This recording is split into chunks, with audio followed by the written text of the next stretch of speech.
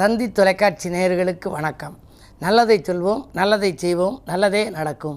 இன்று 15/5/2024 புதன்கிழமை.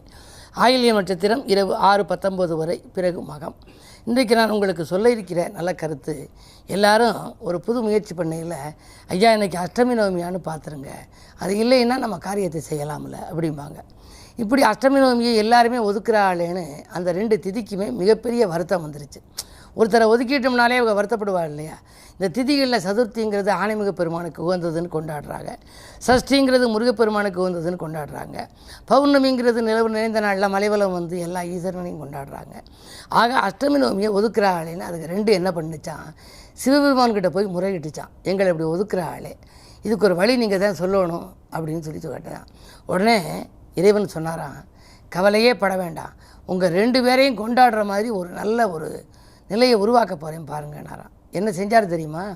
அஷ்டமி அன்னைக்கு கண்ணன் அவதாரம் எடுக்க வச்சார். ஆவணி ரோகிணி அஷ்டமி தன்னில் அவதரித்தானடி கண்ணன் ஒரு பாட்டு உண்டு. ஆவணி மாதம் ரோகிணி நட்சத்திரம் அஷ்டமி திதியிலே கண்ணபிரான் அவதரித்தது. அதனால் அஷ்டமின்னு வந்தாலே கண்ணனை பூஜிக்க ஆரம்பிச்சிருவாங்க எல்லார் வீடுகள்லேயும். அதுலேயும் கோகுலாஷ்டமி அன்னைக்கு எல்லார் வீட்லேயும் பார்த்திங்கன்னா கண்ணனை கொண்டாடுவாங்க. அஷ்டமி கண்ணனை கொண்டாட வழிவகுத்தார். சரி, நவமி யாருக்கு? ராமபிரானை பிறக்க வச்சார். ராமபிரான் பிறந்தது புனர்பூச நட்சத்திரம், 7வது அவதாரம், 7வது நட்சத்திரம் அசுவதி, பரணி, கார்த்திகை, ரோகிணி, மிருகசீஷம், திருவாதிரை, புனர்பூசம், 7வது நட்சத்திரம், 7வது அவதாரம். ஆனால் பிறந்த திதி நவமி திதி. நவமியில் பிறந்ததுனால ராமநவமினே வந்துச்சு. இந்த ராமநவமியில் ராமனை கொண்டாட ஆரம்பித்தாங்களாம். அப்போ தான் சொன்னாங்களாம், எங்களுடைய திதியில் இறைவனை பிறக்க வைத்து எங்களையும் கொண்டாடுகின்ற விதத்தில் ஏற்பாடு செய்ததினாலே அந்த பரந்தாமனுக்கு நன்றி சொன்னார்களாம். அப்படிப்பட்ட திதிகள் வந்தால் நீங்கள் அதற்காக வருத்தப்பட வேண்டாம்.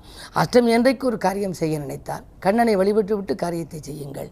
நவமி அன்றைக்கு ஒரு காரியம் செய்ய நினைத்தால் ராமபிரானை வழிபட்டு விட்டு, ராமபிரான் சீதா பிராட்டியை வழிபட்டு விட்டு காரியங்களை செய்தால் உங்களுக்கு அந்த காரியம் வெற்றிகரமாக முடியும் என்ற கருத்தை தெரிவித்து இனி இன்றைய ராசி பலன்களை இப்பொழுது உங்களுக்கு வழங்கப் போகின்றேன். மேசராசி நேயர்களே, உங்களுக்கெல்லாம் இன்று விட்டு கொடுத்து செல்வதன் மூலம் விருப்பங்கள் நிறைவேறும் நாள். இன்று வீடு இடம் வாங்கும் முயற்சியில் ஆர்வம் காட்டுவீர்கள். நூதன பொருள் சேர்க்கை உண்டு, ஆடை ஆபரண சேர்க்கையும் உண்டு. மாமன் வைத்திரு வழியில் இருந்த மனக்கசப்புகள் மாறும், கரைந்த சேமிப்புகளை ஈடுகட்டுவீர்கள். ரிஷபராசி நேயர்களே, உங்களுக்கு இன்று சூரியனும் வியாழனும் உங்கள் ராசியில் இருக்கிறார்கள். சூரிய பலம் என்றால் 4க்கு அதிபதி. ஆரோக்கிய தொல்லைகள் அகலும். இடம் பூமி வாங்குவதிலே ஆர்வம் காட்டுவீர்கள். பொது வாழ்விலே புகழ் கூடும். புதிய திருப்பங்கள் உங்களுக்கு ஏற்படும். தந்தை வழி சொத்துக்களில் இருந்த பாகப்பிரிவினர்கள் சுமூகமாக முடியக்கூடிய நாளாக இந்த நாள் அமைகின்றது. இன்று உங்களுக்கு ஒரு யோகமான நாள். மிதுனராசி நேயர்களே, உங்களுக்கு பயணங்களால் பலன் கிடைக்கும் நாள். பக்குவமாக பேசி காரியங்களை சாதித்துக் கொள்வீர்கள். உத்தியோகத்தில் உங்களுக்கு மேலதிகாரிகளின் கோபம் தணியும். நீங்கள் கேட்ட சலுகைகளை வழங்குவார்கள். நினைத்தது நிறைவேறுகிற விதத்திலேயே இன்றைய கிரக நிலைகள் உங்களுக்கு சாதகமாக இருக்கிறது.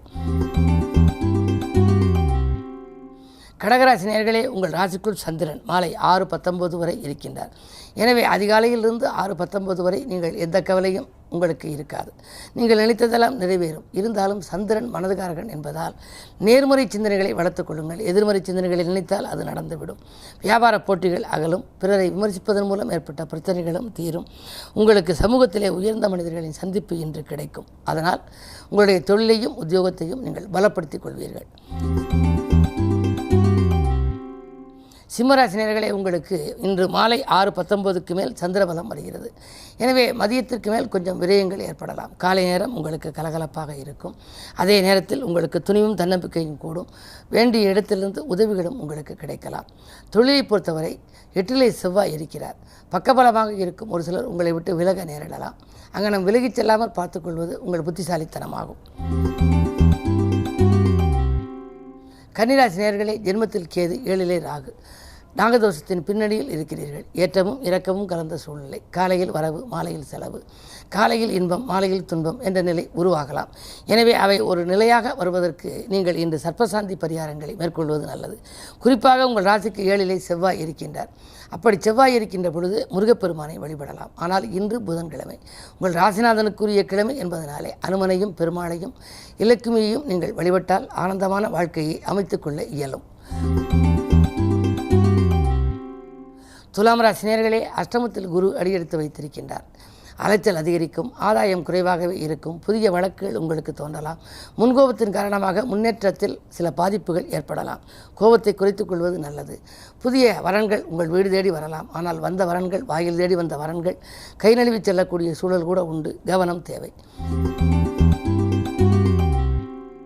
விருச்சிக ராசி நேயர்களே, உங்களுக்கெல்லாம் வெற்றி செய்திகள் வீடு வந்து சேரும் நாள்.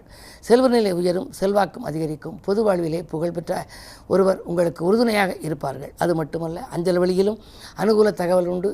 அலைபேசி வழியிலும் உங்களுக்கு அனுகூல தகவல் கிடைக்கலாம். குருவின் பார்வை இருக்கின்ற பொழுது நீங்கள் கவலைப்பட தேவையில்லை. வருமானம் திருப்திகரமாக இருக்கும்.